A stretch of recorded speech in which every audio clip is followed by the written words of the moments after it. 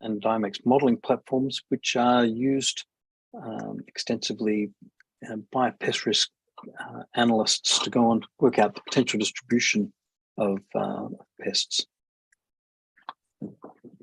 Oh, and I'm based here in Australia. Oh, that's good. So I know that is not a very good time for you, but it's great that you are here with us now, and that you're sharing the knowledge and the expertise that you have. That is really good, Darren. And as I said, we're waiting for another person, Frank, and let's hope that he can solve his technical issues soon, and then he'll be able to join us, and then he'll be able to introduce himself and be part of the conversation that we're going to have today. So, Frank, I think that it's fair to say that IPRRG has its own representation at the international contest. It is a group that does a lot of work, that it is not just about tools in terms of modeling, but also pest risk assessment. How did this group be started? How it was the idea behind, and who were the founders of the IPRRG? Okay, so we can sort of trace our roots back to a meeting in 2007 in Port Collins. It was hosted by USDA APHIS. At that time, we had 26 people turned up from 6 countries, covering three continents, and we came together around pest risk mapping. It was very much a geographical focus that brought us together. And at that time, we were discussing, we were trying to come together at this forum to go and share experiences and challenges, and sort of come together to go and start looking at how we're going to address those challenges.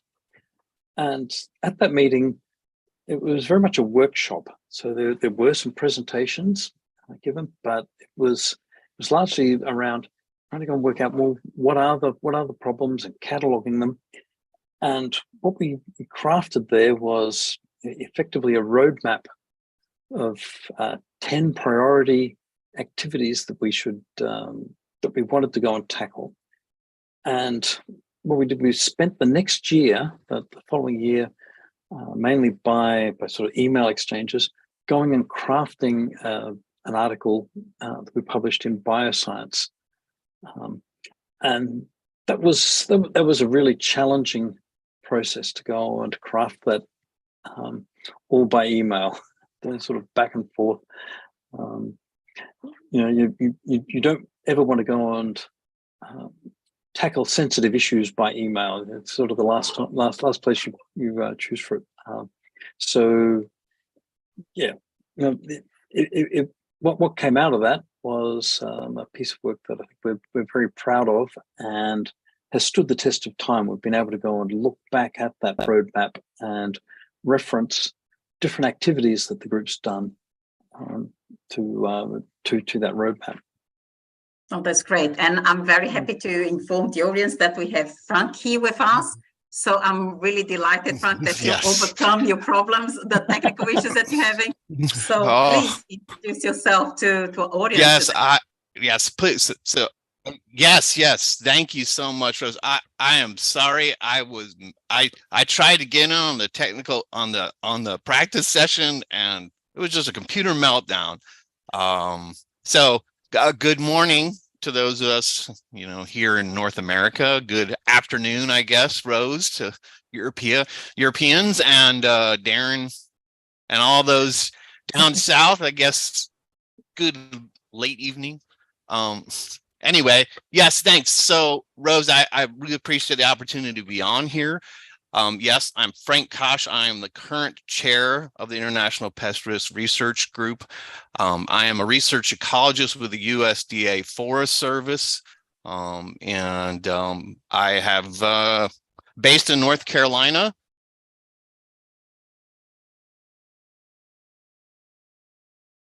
I think we're having a problem. I'm the head of the team on forest health monitoring. So anyway, that's about me. No, that's so good. Frank, I think we're having some connection issues with you. I don't know if it's just from my side. I don't know, Darren, if you observe the same thing. Yes, Frank, you're frozen. You're frozen sometimes. coming back now. But thank you so much, Frank, for joining us. I hope that we can alleviate some of the issues that we're having. But Darren, you mentioned about how we were talking about how the IPRRG started, and I'll pass to Frank in a minute. But you mentioned a bit about some of the challenges with mapping, because it was very geographical when you started. You guys got it together, thinking about how. Can you tell me a little bit how it was the challenges when IPRRG started, when you looking back on some of the mapping, which it was at the time, and how some of this challenge has already moved since then? Has they been, some of them has been solved? Have you been able to have already resolved some of this challenge, or is it still very much current? A lot of the problems are still quite current. Pardon me. Let's think about these in two things there, two factors. They've got technical challenges that we faced, is sort of what sort of techniques were appropriate for projecting pests or estimating pest potential distribution, and so there's modeling techniques there, but then there are a whole series of social, more social issues. So we wanted to go and engage with policymakers, and we realized that pest risk assessment as a process can be relatively technical, but in order to go and be effective, we needed a connection through to pest risk managers and to an engagement with policy. So our roadmap was recognizing those sorts of issues. It was also recognizing things like the need for building capacity, particularly in the developing countries. Trying to work out, okay, we've got these sophisticated techniques that we're using to go and engage, with IPPC, the World Trade Organization, several. But we wanted to be able to go and work out, well, how do we share our skills? How do we build capacity? So, all of that type of feeling was baked right into, into the DNA of the organization. No, that's very good. So, Frank, you're coming from the regulatory side. You work for the USDA. So, how do you see that some of this challenge, which Darren just mentioned, they are still current, and especially when he mentioned about having this relationship between the pest risk assessment, so the assessors, but also we have with the technical people, capacity building. How from your side, what is your experience, can say that how we could address this challenges or these difficulties now? I should. So first off, let me make sure. Can you hear me? Yes, we can. Okay. Well, I say, it's a tough. I think it's hard to explain. All right, first let me step back and explain. I am not really from the regulatory side. The Forest Service has, within USDA, at least when it comes to, in pests and agricultural pests that are actionable, that have a different part of USDA by the Animal and Plant Health Inspection Service. There are cases in the Forest Service where we do have a action capacity, and that's usually major forest pests that cause significant disruption. So a big one, of course, in the US has been emerald ash borer. So as far as policy goes, USDA is kind of a tough nut sometimes. The Forest Service interacts with industry, and our forest health deputy area, which is within state, private, and tribal forestry, is great, and they interact really well with people who at the state level have regulatory responsibilities.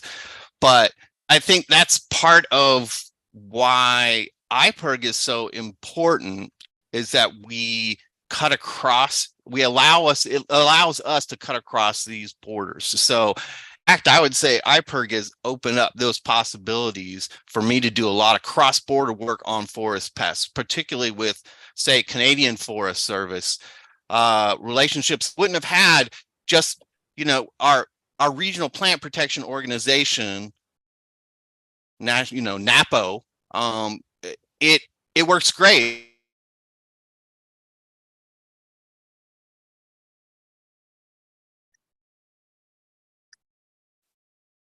Frank?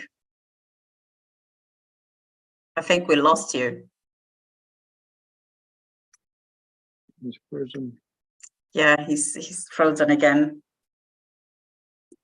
Let's give him a minute. Yeah. We're having difficulties with you with the connection, Frank. We lost you for the last 30 seconds, so we missed what you're saying. Okay, I'm sorry. So yeah, I would just say IPRRG. The nice thing about IPRRG is that it lets us cross.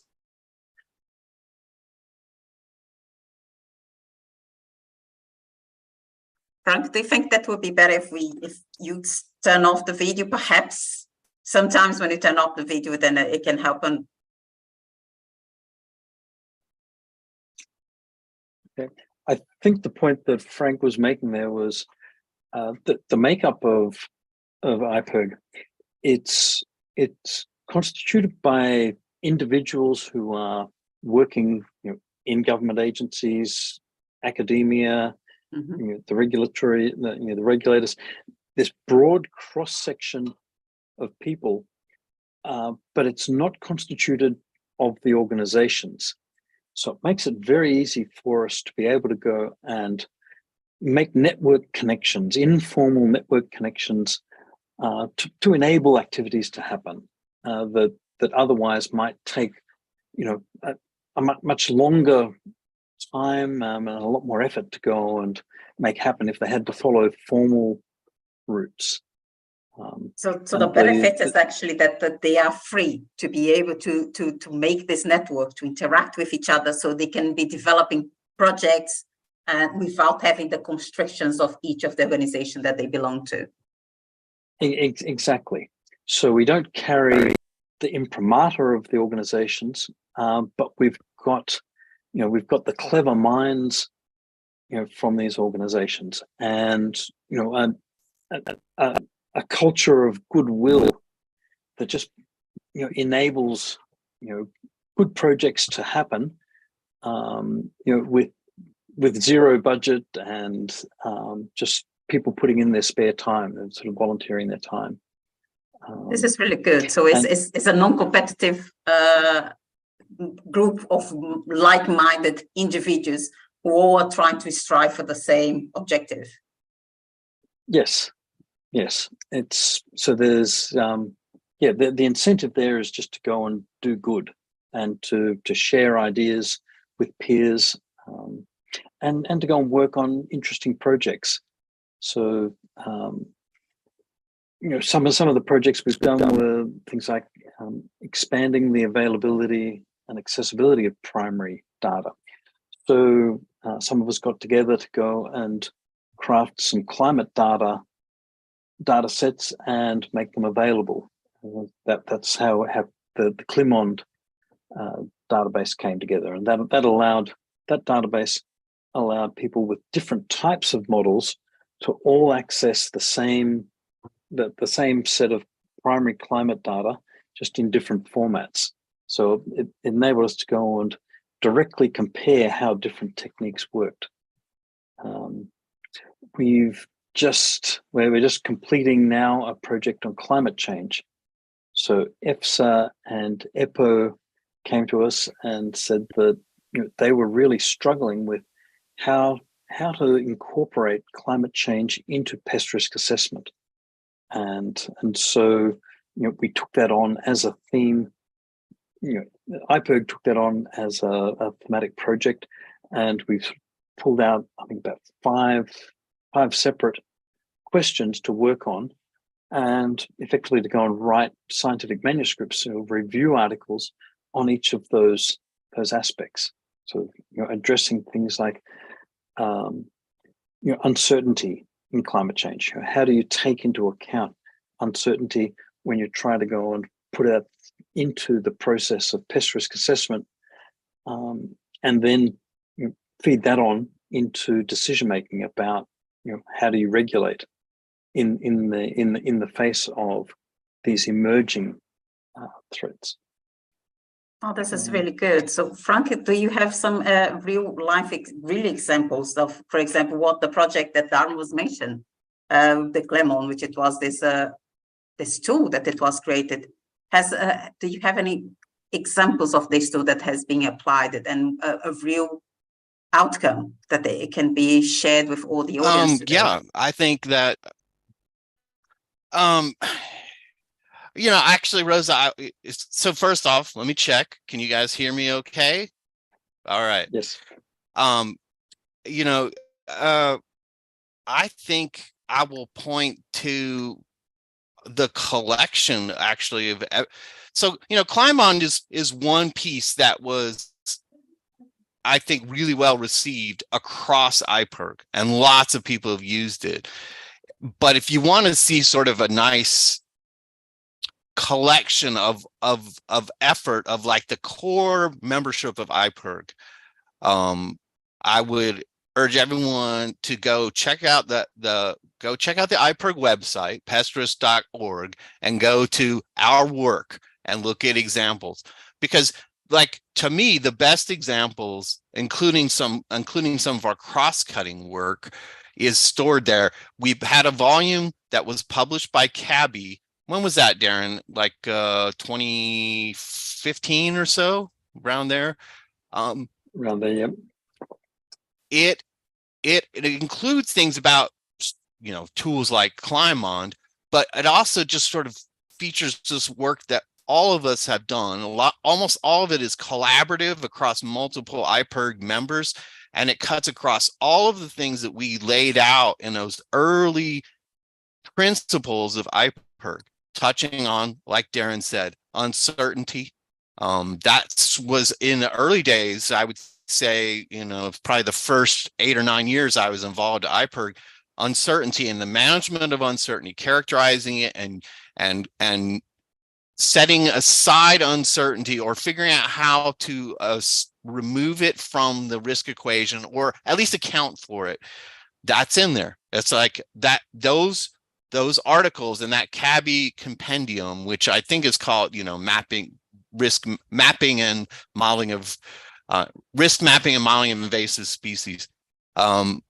It's really breaks things down for people. I went back and visited a paper that I published with Dennis Yemchinov from Canadian Forest Service about characterizing uncertainty in a model for the Cyrex wood wasp, which had been found in the US and Canada for the first time in the late, around 2006.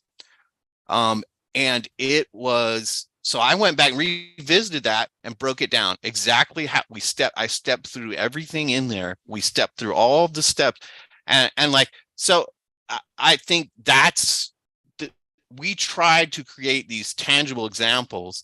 If you also on the pest risk website, we are still collecting pest risk models that are out there for people to look at.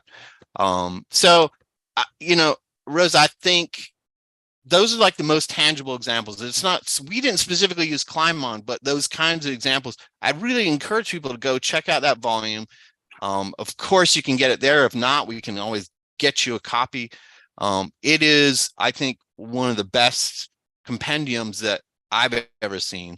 And there are others there as well. I'm just going to leave it at that.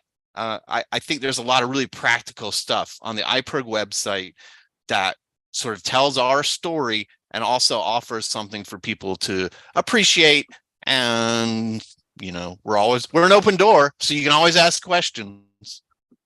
Oh, that's very good. Thank you so much for highlighting all the work that the IPRRG group has already been done and is still doing. So this is a successful story, this project. And now we are in 2023. You guys just came back from the annual meeting in Kenya. Can you share a little bit with us how that meeting that was and what this IPRRG is going to start to look for from now on, from 2023 and going forward? Which kind of ideas? So Darren, perhaps you first, and Frank, you can follow up. Okay, thank you, Rose. Okay.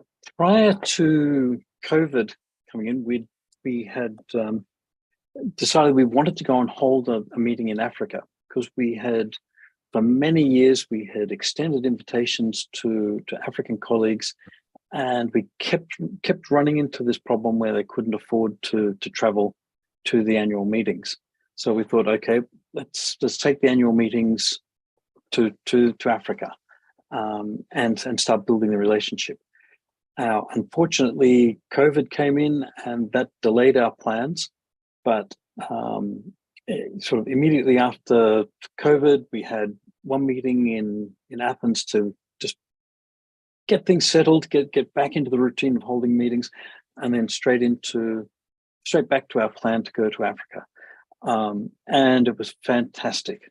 It was so delightful. We put the IPRRG meeting sort of in conjunction with the International Phytosanitary Conference in Kenya, and that meant that we had a lot of Africans were able to go and attend the meeting.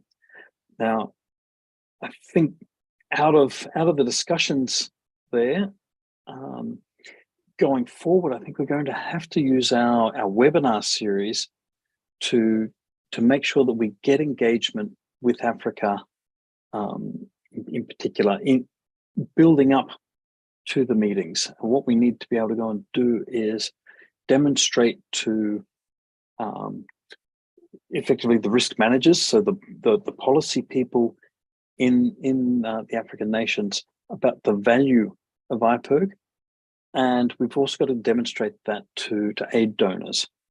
And I think we've got to facilitate a community of practice around pest risk assessment in Africa, and go and support that mostly by sort of webinar engagement, but then get representatives, go on actively trying to support African members of IPRRG to be able to come and attend the meetings, and then be able to go and report back into their communities of practice.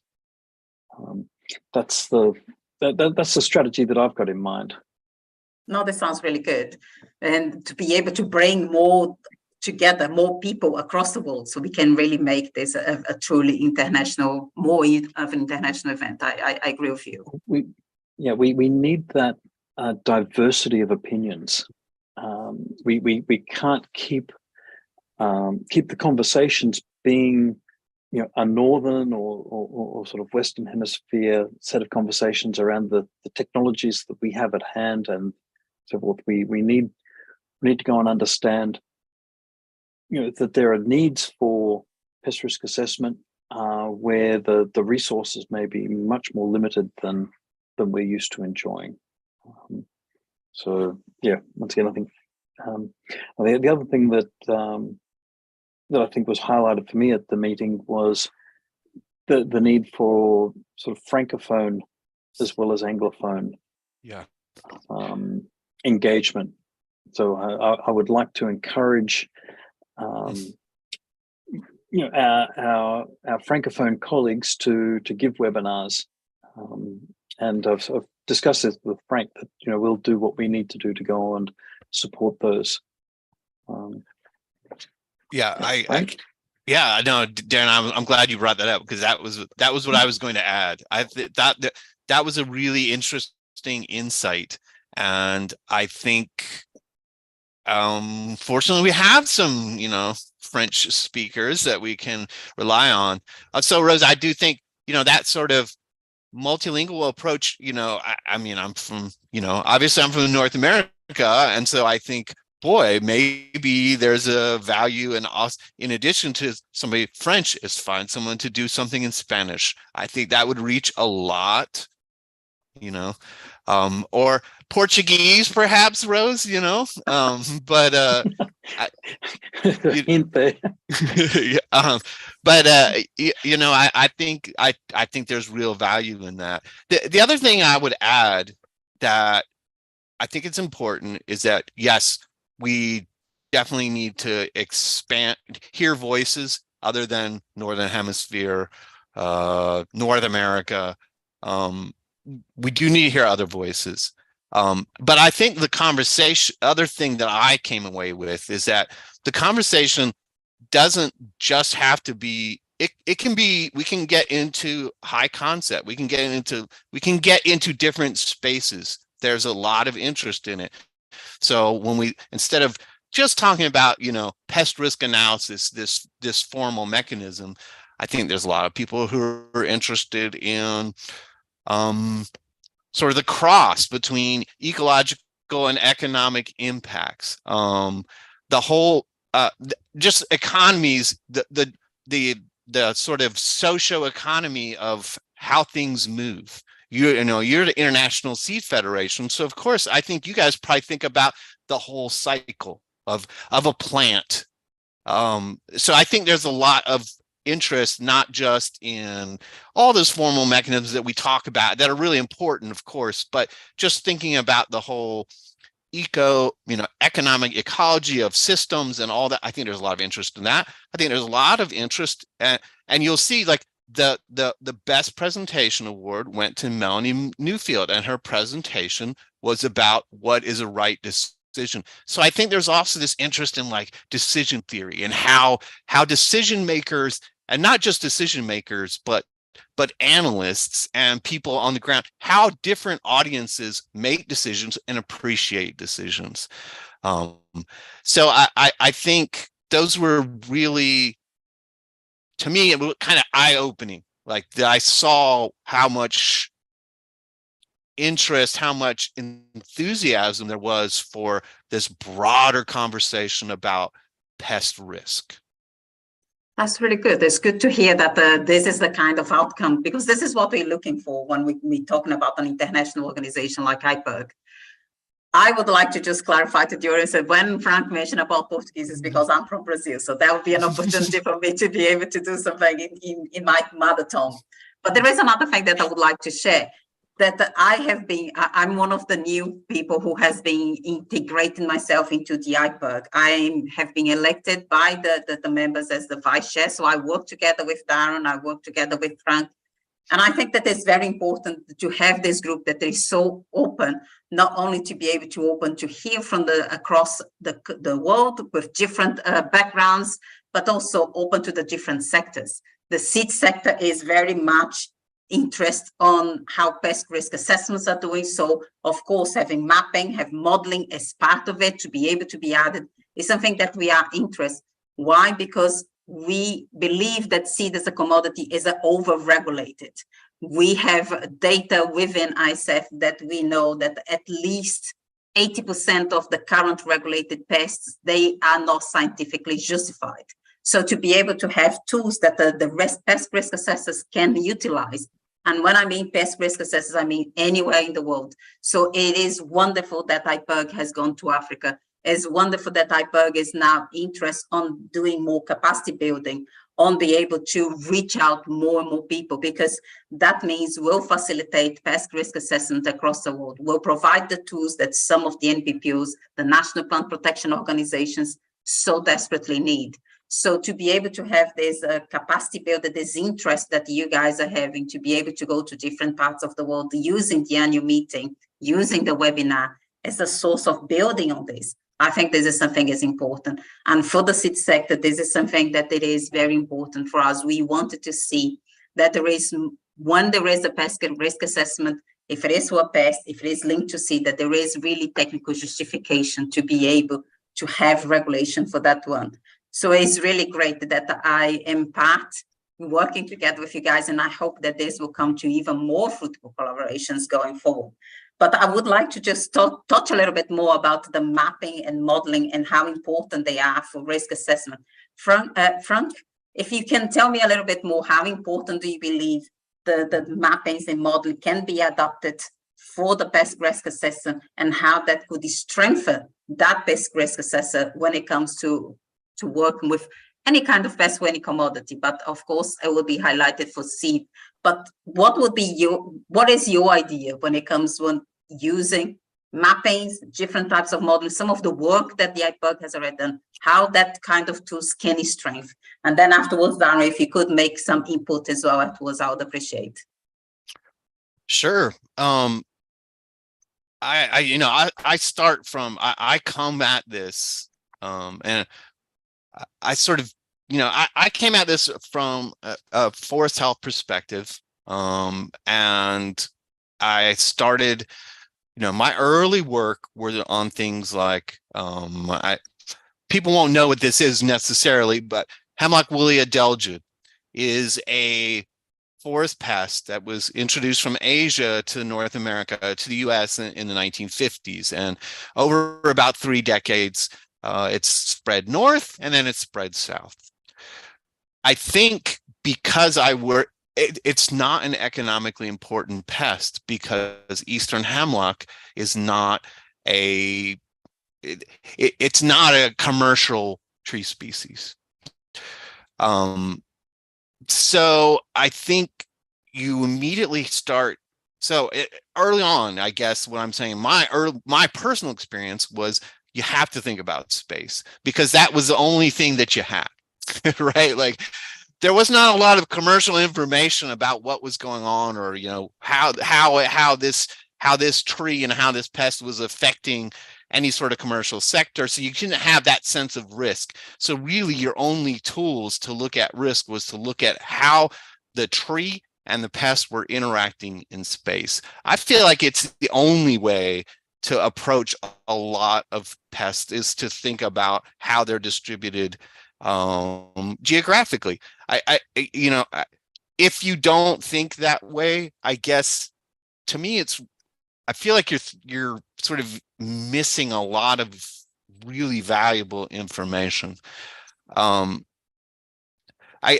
Maybe the underlying principle behind why mapping is so important is that you have to think about not just the pest of interest, but you have to think about the hosts. And that means you're immediately thinking about at the very least, a simple overlay. It's always more than that, of course, but it's at least an overlay of those distributions of where the pest is and can be, but also where that plant, where that tree, where that crop, where it can be. And so to me, I feel like it's almost inevitable that you have to think about it in geographic space, because otherwise you very well may be missing an important interaction between those two entities that I just don't think you can get it any other way. I mean, I don't forgive me, it's early in the morning here, so I may sound like a little more, I don't know, emphatic or demonstrative, but I really think that's how I came at it. And I think that I don't think I'm alone in feeling that way. I think that is part of why IPRRG came into being, is in the early days was recognizing that the geography of things was possibly the most important organizing principle. And everything we've done since then has been, how do we model those relationships? How do we model those distributions and sort of put them together in a meaningful way? That's like a really simple explanation of what IPRRG is, of pest risk mapping and why we do it. And I'm going to stop there. And I'm sure Darren has hopefully not greatly differing opinions. He can elaborate. Frank, you've stolen most of my thunder there. I don't disagree with anything you've said there, and that's not a surprise. I guess the things I would add there are that pest risk management happens on a jurisdictional basis. It happens either a country or a collection of countries or part of a country, but there's some sort of legal entity there that has to go and make a decision about trade and how it's going to respond to pest threats, how it's going to recognize pest threats, how it's going to respond to them.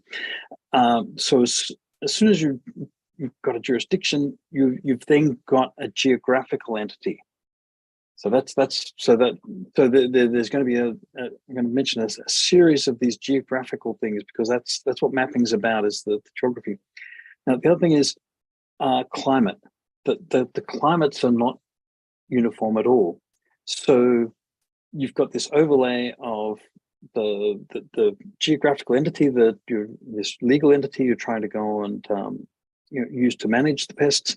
It has to go and recognize whether that pest can establish in that area or not, and that then brings in the climate.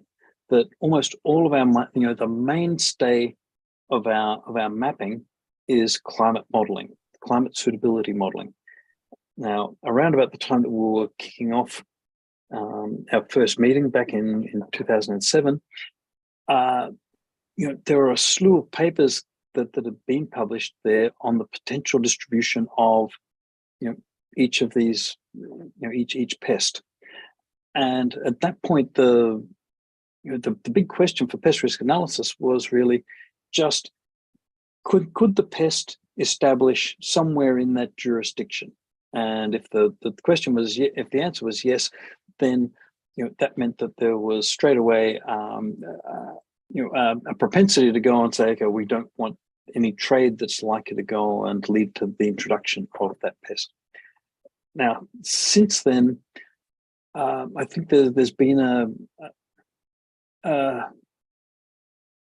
there's been an elaboration of we've become more and more sophisticated in our processes and our thinking around these. So previously it was just the pest. Now there's more questions. Okay, is the host, are there suitable hosts there as well? And do we care about those hosts? Are they economically significant? Are there social or economic factors there that are likely to be impacted by the pest? So that procedure, so there was a big EU 7th framework project called Pratique, where a lot of those techniques and assessment processes were developed and refined. So the current EPO pest risk assessment process, for example, came out of that Pratique project. So yeah, it's for me, it's all about geography. Oh, the other thing that we've been developing is the economic connection. So being able to go and say, okay, here's our pest and the crops that we care about, and there's been massive advances in the development and maintenance of spatial databases on cropping. And now we're really lucky that we've got the MapSpam database, where for most of the cropping commodities, we've got spatial production area maps, and so we can now go and overlay the pest's potential distribution and climate suitability over the top of those crop production maps, and then we can go and build an economic model that links those impacts. So now the decision makers can be going and asking much more sophisticated questions about not just, do we want to regulate that pest or prevent it from coming in, but they can go and say, well, actually, how much is it economically worthwhile, spending every year to go and prevent it, and knowing that that's that's well supported by an economic analysis. So yeah, our ability is, we're developing sophistication in the models and the data sets to be able to go and support those models, and there's sort of a cascading improvement. This is really fascinating. There's a specific model that you mentioned. I think this is very important. How the pest risk assessors can have access to this? And another question, Darren, is as you're talking about more refinement, better tools, or for mapping, for modeling, does that mean more precise when it comes to the pest risk assessment? Are we increasing the precision in terms of how this is going to be? That's my question. Okay, so the first one, the MapSpam data set is free. So IPRRG, the International Food Policy Research Institute, have developed and maintained that data, I think initially with Bill and Melinda Gates Foundation funding. So good on them. Secondly, yes, we are improving our precision, but that's not so much the relevant question. It's whether we're improving our accuracy. Yeah, because I think there is a lot of false precision in a lot of the modeling. We need to be very mindful of that. Having said that, I think we have improved our accuracy as well.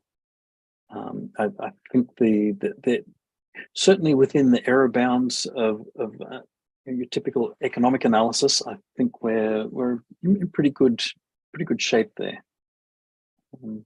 Yeah, the science and our capability there has come a long way. That's good to hear. Frank, do you have some additions? Yeah, no, Darren is right about there are issues with false precision. We are more precise. We can be more accurate. I think, part of the continued, increased sophistication in our tools is going to, I guess I would say you could pivot a little bit from Darren's answer, even further from Darren's answer, is that as we get more sophisticated, it becomes less about accuracy and precision and more about the nature of the decision. And we're getting better and better about thinking about, okay, here's the decision space and we only know so much. So I'm going to play in the uncertainty realm here a little bit, Rose. Is that I think that's where our biggest gains are going to come, is that we're going to start to go, okay, we're making a decision. We only know so much. We have a lot of uncertainty, or sometimes we'll have less, but in some cases we will still have severe uncertainty, and that's just the reality of what we know.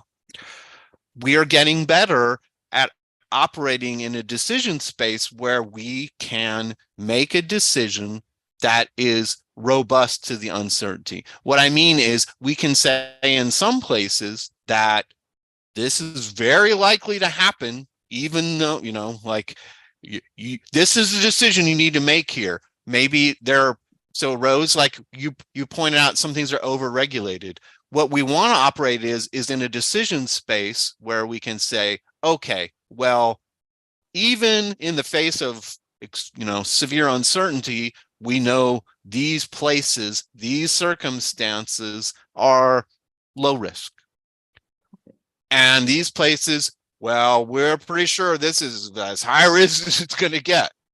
So I think that's another place where we're getting more sophisticated, is in the decision space, in the context of the uncertainty. There's a lot to do still. I think that's kind of moving beyond the currently embraced suite of pest risk analysis tools. We're talking in a very much in a innovating research, but that's what IPRRG wants to do. So to me, that's, I think, where we're probably going to make our biggest gains, is in that space. That's a very good point in terms of the decision making. If we can strengthen the decision making coming from the regulators, I think that is going to be really good, because really what we have observed is a lot of non-technically justified decisions. We wanted to support them to have technically justified, to have science, because if it is a science-based decision, then it is beneficial to everybody. Darren?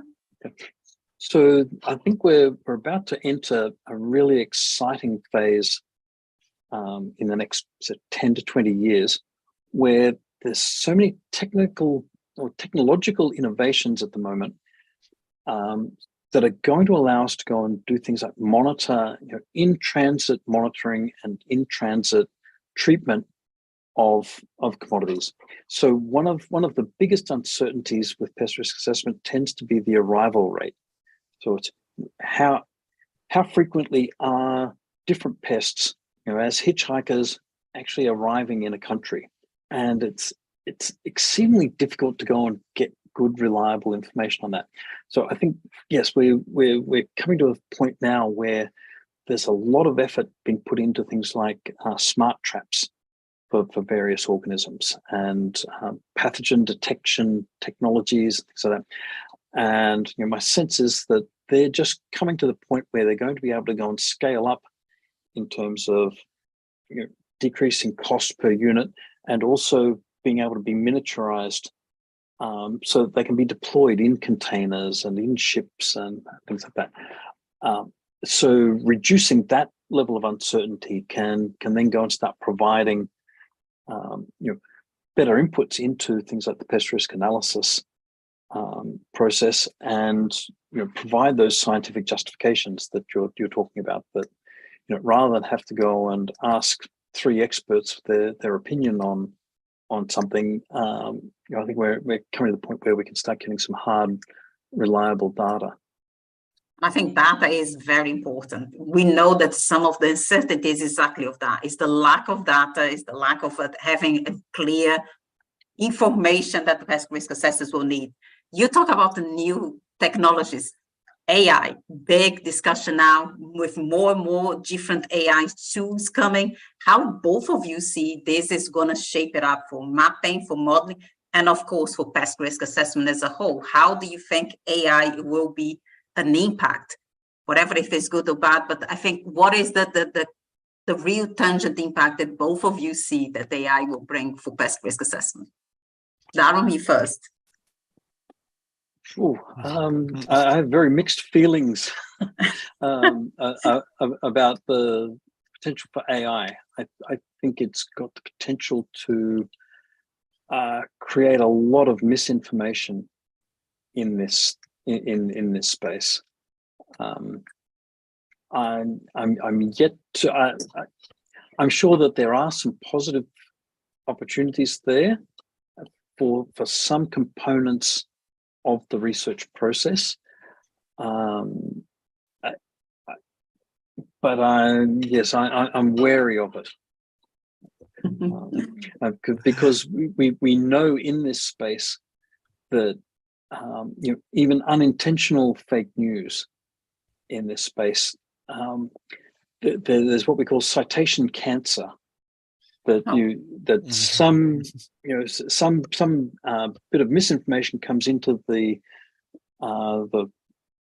publication process, the scientific process, and people just keep magnifying. They keep referring to that fake news, and it just becomes so difficult to get rid of it, and it can be extremely damaging to the analysis. Frank? I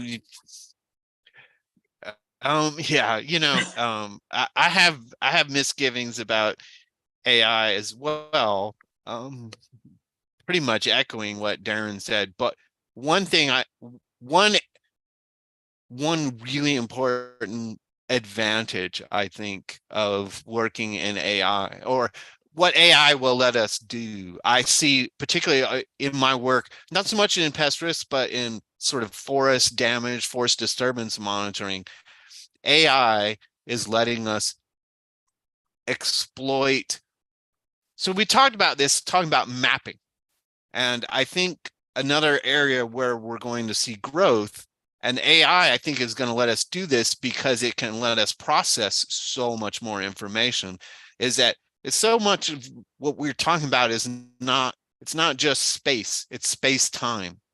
So AI will let us look at trajectories. So when we talk about all this like smart traps and arrival rates and how things move, AI does give us a framework to think about those temporal elements. Now, you have to be careful because AI, I mean, it's right there in the name, artificial intelligence. It's like, that means, in my mind, or I would sort of interpret that as similar to intelligence, but not like there's artificial intelligence, and then the flip side, I guess, is not artificial, like real intelligence. So I think like the name is a clue there that we should be careful, but it does give us the opportunity to look across huge, I guess I would call them like cubes of, I don't know, hypercubes of information, because we can take space and sort of multiply that against that temporal dimension, and we can cut across it in a way that I don't think, a human brain could do. But that human brain really, really needs to monitor what's going on. Mind mining is key. You can't just rely on data mining by an algorithm. That's a very good point from both of you. Aaron? Yeah, we're going to add to that when I'm teaching modeling, I try to convey to people the critical importance, the thing that the modeler really brings to the table is to know the smell of garbage. Okay, you've got these models with garbage in, garbage out. Know the smell of garbage. Go and look at the results and go and call it out when it doesn't look right, and be prepared to go and deconstruct everything and go back and go and throw everything away. If it doesn't look right, then that may be correct, but you need to go and look into it and go and make sure that it really is correct. I think that Frank's right that you can throw the AI algorithms at something, and most of the time it might be right, but it's critically important to be able to go and apply real intelligence to go and say, nah, that doesn't look right. Yes. No, I understand where both of you are coming from, but I think we're going to need to keep an eye on that particular technology because it's coming fast and furious. We do have some people with us here on the Zoom, so I don't know if one of you would like to ask a question to our panelists today. You can raise your hand and I can call you and you'll be able to ask a question if you want to. We still have a little bit of time. If not, I would like to just hand it over to both of you to say your final remarks. We're coming to the 5 minutes before the hour. So I would like to say, Darren, from you, how is IPRRG now and what is going for? So what would you like to tell our audience that there will be interest to look at the website, to apply to be members? Absolutely, both of those, and plan to come to a meeting and present your work. And if you don't have any work to present, come along and hear presentations from people. The group encompasses a massive range of highly talented people, enthusiastic, supportive. We're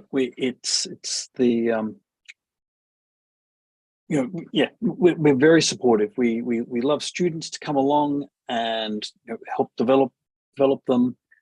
So please don't feel bashful. Come along and engage with it. It's an enthusiastic, creative space. So it's not just a conference. We try to go and have practical outcomes. We come together, we work together. And we get synergies happening that, you get an ecologist and an economist and, a risk assessor, and you put them in the room together and, great things happen. Frank? I will echo all that and add. So yes, of course, being a member is free. Please go ahead and register with us on the website. If you can't, for some reason, if you have trouble with registration, that's all right. We also have a contact form. You can contact info@pestrisk.org and someone will get back to you. And of course, we're sort of across the ecosystem of social media. We're on LinkedIn. We have our own YouTube channel. We're on Facebook. We're on X. But yeah, I would just say, I want to encourage people because, Darren and I, we've been at this for a while. We want to make sure that this IPRRG continues.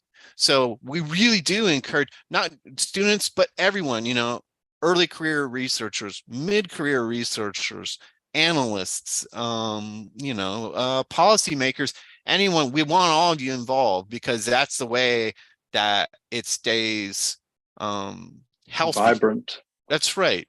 And, like, we're not saying that the old guard's going away. We're saying that it doesn't have to just be the old guard. We want the new guard. We want everyone involved. And we do, another thing that sort of came out of our meeting in Kenya was that we need to do more with our community, our online forum, our online fora, our community.